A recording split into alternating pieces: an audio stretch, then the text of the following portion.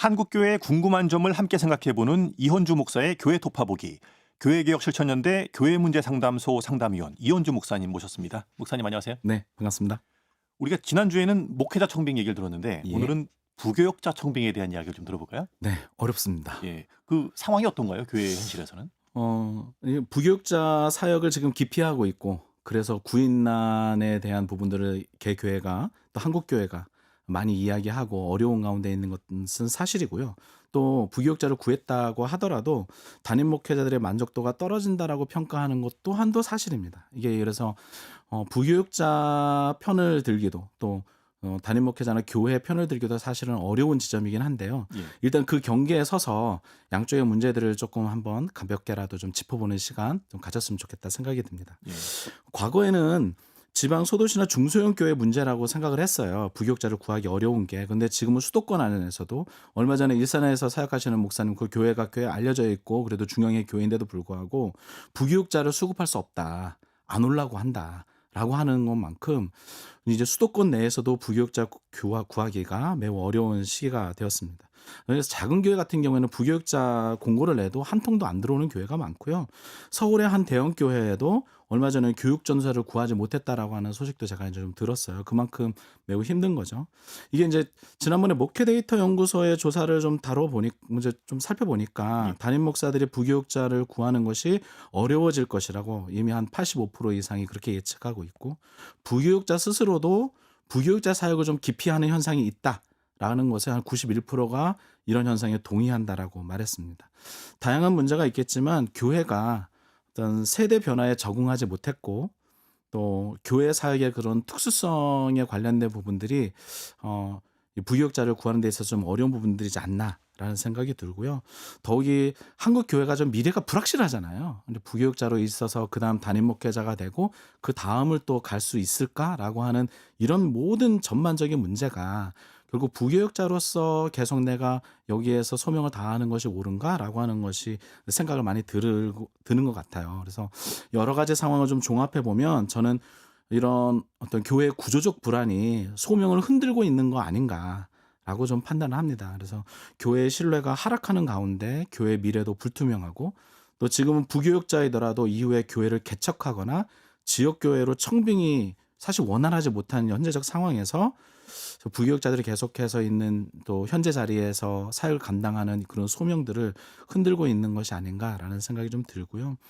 그 가운데 참 많은 어려움들이 있다는 것, 좀 가슴 아픈 이야기를 또 이번에는 해야 될 것 같습니다. 예. 지방 소도시뿐만 아니라 수도권 교회들도 부교역자를 구하기 어려워진 현실이다. 뭐 네. 이런 말씀하셨는데 또 한편으로는 각 교단마다 이제 신학교를 많이 세웠고 목회자가 과잉 공급되고 있다, 배출되고 있다.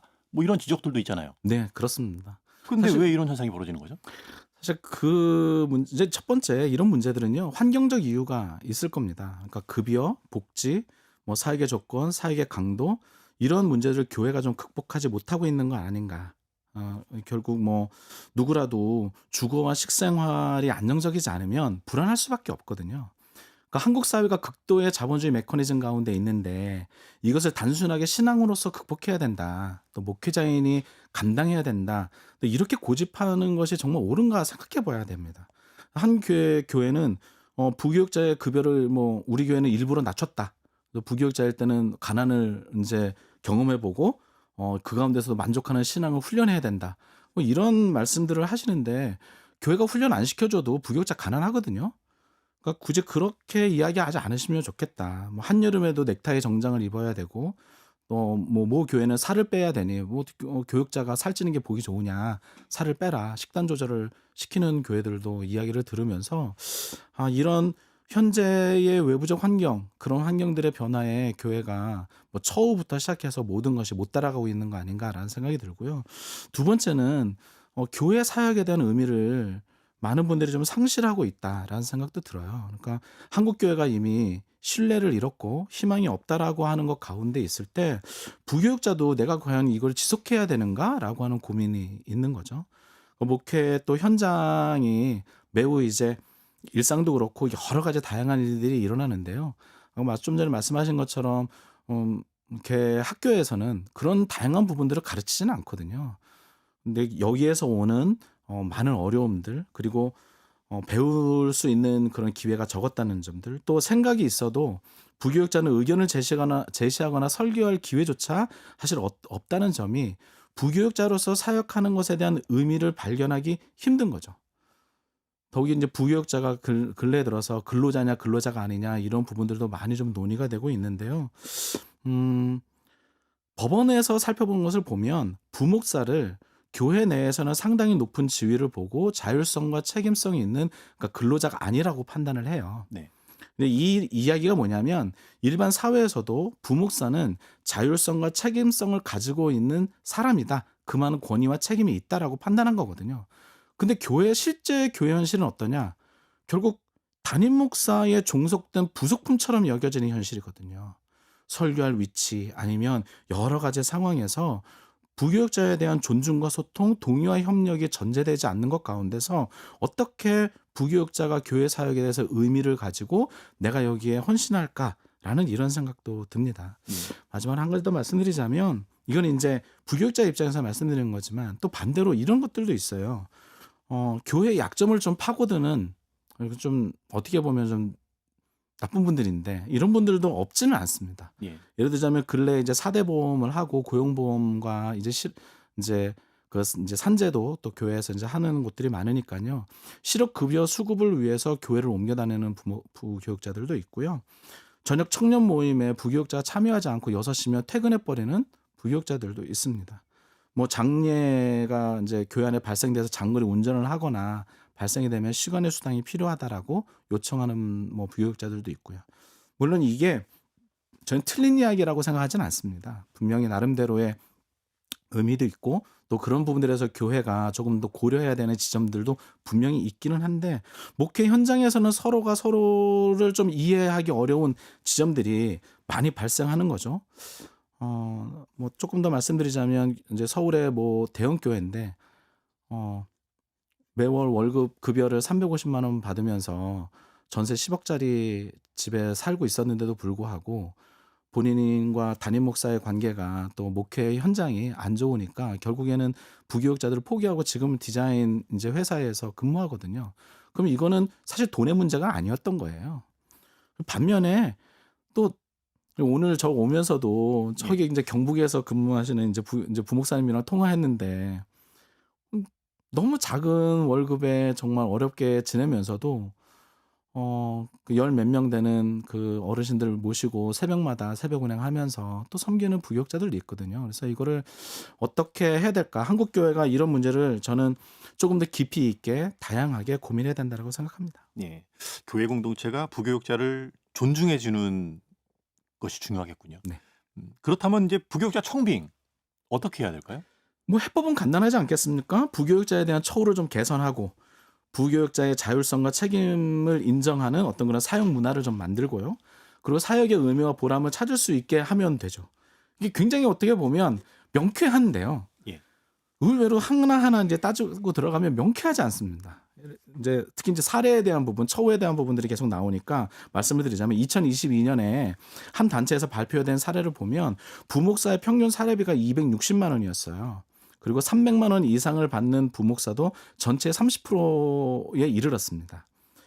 근데 문제는 뭐냐면 중소형의 담임 목사 사례비가 부교육자 수준에도 못 미친다는 거죠. 2021년에 조사된 소형 위기 및 이중직 실태에 대한 조사 보고서가 있었는데 여기에서 보면 담임 목사의 한 달 사례비가 뭐 이중직으로 얻은 수입까지 다 해서 132만 원으로 집계됐거든요. 하다못해 작년에 2024년에 기독교에 대한 감리의 동부연회 소속 목회자를 대상으로 한 내용으로 보면 여기도 참 힘들더라고요. 해당 연회에서 소속된 교회의 50.9%가 30명도 안 되는 성도들이 30명도 안 되는 미자립 교회였던 거예요. 그러니까 후원금, 지원금, 뭐 배우자와 목회자가 다 일해서 경제 활동을 해서 버는 모든 월 급여가 한 203만 원.